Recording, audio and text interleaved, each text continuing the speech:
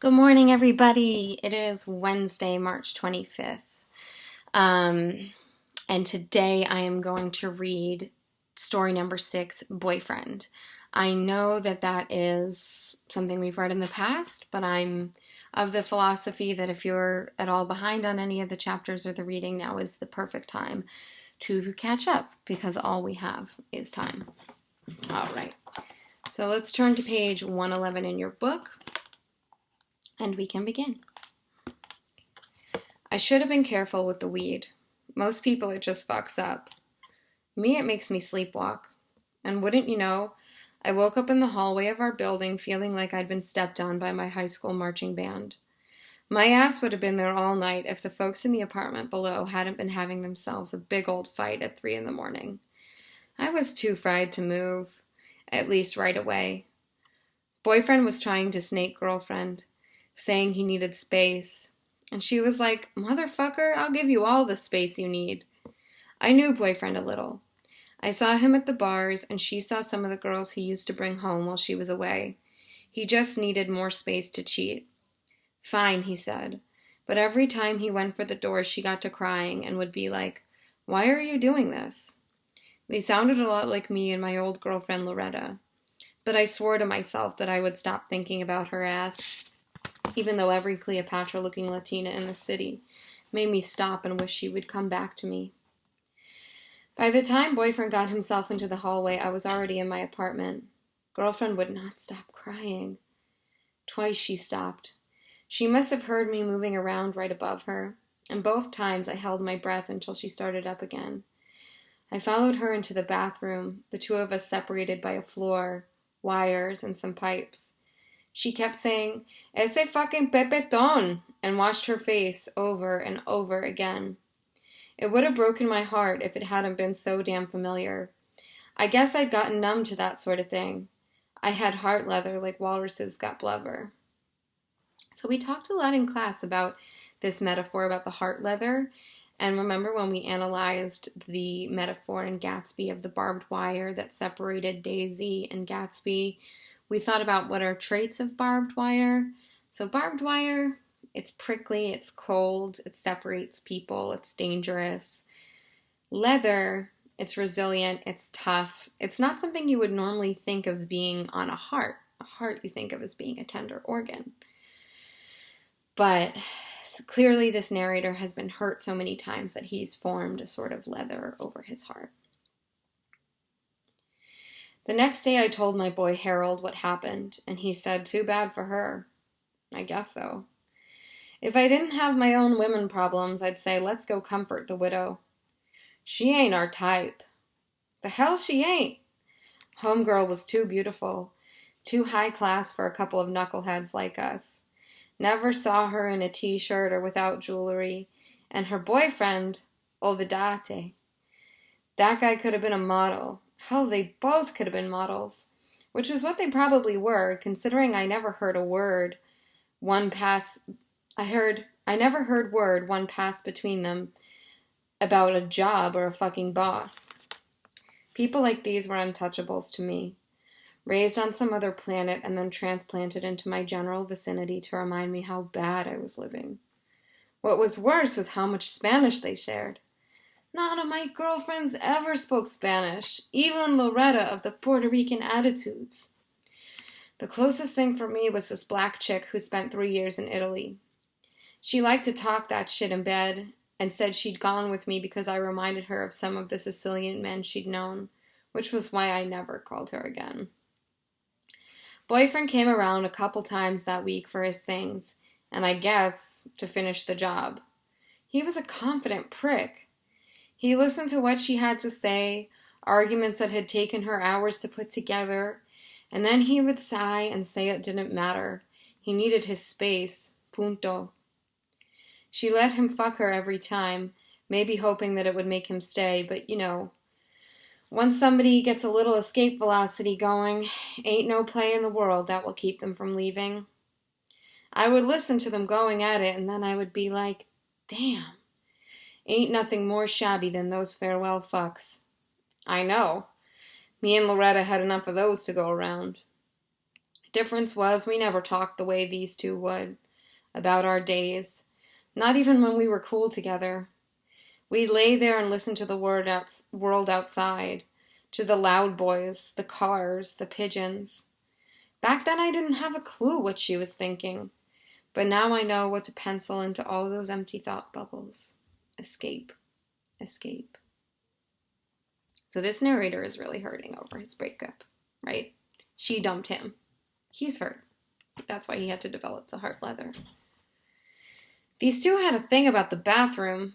Each one of his visits ended up there, which was fine by me. It was where I could hear them best. I don't know why I started following her life, but it seemed like a good thing to do. Most of the time I thought people, even at their worst, were pretty fucking boring. I guess I wasn't busy with anything else, especially not women. I was taking time off, waiting for the last of my Loretta wreckage to drift out of sight. The bathroom. Girlfriend talked a mile a minute about her day, how she saw a fist fight on the C train, how somebody liked her necklace, and boyfriend with his smooth berry white voice just kept going, yeah, yeah, yeah. They'd shower together, and if she wasn't talking, she was going down on him. All you would hear down there was the water smacking the bottom of the tub and him going, yeah, yeah. He wasn't sticking around, though. That was obvious. He was one of those dark-skinned, smooth-faced brothers that women kill for. And I knew for a fact, having seen his ass in action at the local spots, that he liked to get over on white girls. She didn't know nothing about his little Rico Suave routine. It would have wrecked her. I used to think those were the barrio rules. Latinos and blacks in, whites out. A place we down cats weren't supposed to go. But love teaches you. Clears your head of any rules. Loretta's new boy was Italian. Worked on Wall Street. She told me about him. We were still going out. When she told me about him, we were still going out. We were on the promenade, and she said to me, I like him. He's a hard worker.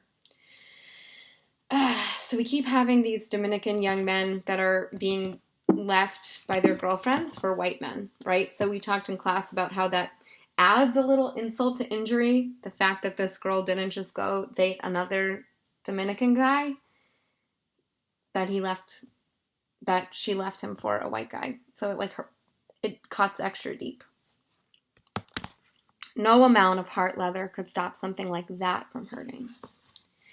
After one of their showers, boyfriend never came back. No phone calls, no nothing. She called a lot of her friends, ones she hadn't spoken to in the longest. I survived through my boys. I didn't have to call out for help. It was easy for them to say, forget her sellout ass. That's not the sort of woman you need. Look how light you are. No doubt she was already shopping for the lightest. So I think even some people brought this up, this idea of colorism within a race, that people with lighter skin are considered more desirable or more powerful because they're closer to white people. So it's a really messed up kind of racism that happens within a race. It's called colorism. Girlfriend spent her time crying, either in the bathroom or in front of the TV. I spent my time listening and calling around for a job, or smoking, or drinking, a bottle of rum and 2 sixes of Presidente a week. One night I got the cojones to ask her up for cafe, which was mighty manipulative of me. She hadn't had much human contact the whole month, except with the delivery guy from the Japanese restaurant, a Colombian dude I always said hi to. So what the hell was she going to say? No? She seemed glad to hear my name, and when she threw open the door, I was surprised to see her looking smart and watchful. She said she'd be right up, and when she sat down across from me at the kitchen table, she had on makeup and a rose gold necklace. You have a lot more light in your apartment than I do, she said, which was a nice call. About all I had in the apartment was light. I played Andre Jimenez for her. You know, Yo quiero mi boricuen ser libre y soberana. And then we drank a pot of cafe. El Pico, I told her. Nothing but the best. We didn't have much to talk about. She was depressed and tired, and I had the worst gas of my life. Twice I had to excuse myself. Twice in an hour. She must have thought that bizarre as hell, but both times I came out of the bathroom, she was staring deeply into her cafe, the way fortune tellers will do back on the island. Crying all the time had made her more beautiful.